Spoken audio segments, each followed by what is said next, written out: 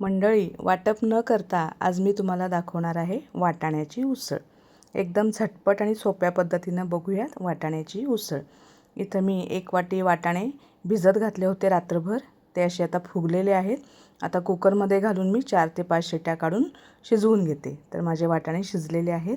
करूया आता भाजीला सुरुवात. कढईमध्ये तेल गरम करत ठेवलं होतं. त्याच्यामध्ये जिरं मोहरी तडतडली की त्याच्यात मी 2 कांदे बारीक चिरून घातलेले आहेत. ते छान परतल्यानंतर याच्यामध्ये 2 मिरच्या, 7-8 लसणाच्या पाकळ्या आणि 1 इंच आलं परतून घेते. 1 टोमॅटो मी खिसणीवर खिसून घेतलेला आहे आणि 1 मूठभर ओलं खोबरं ते याच्यामध्ये छान परतून घेते. आता आपण याच्यामध्ये घालणार आहोत काही मसाले.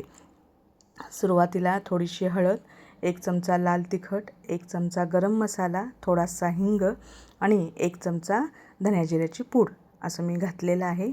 आता हे परतून घेऊया. मसाले जळू नयेत म्हणून याच्यामध्ये मी थोडंसं पाणी घालते, म्हणजे आपले मसाले पण छान शिजतात आणि मिळून येतात. आता आपण याच्यामध्ये जे कुकरला वाटाणे शिजवून घेतले होते ते याच्यामध्ये घालून घेऊया आणि एकसारखं करून घेऊया.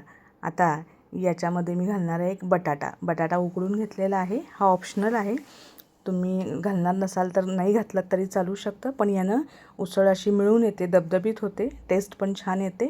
चवीनुसार मीठ घालून घेते आणि थोडीशी कोथिंबीर घालून 1-2-3 उकळ्या आल्या की तर आपली झटपट उसळ तयार. मंडळी, लाईट नसली तरीसुद्धा बिना वाटपाची ही एकदम झकास अशी वाटाण्याची उसळ बनून जाते.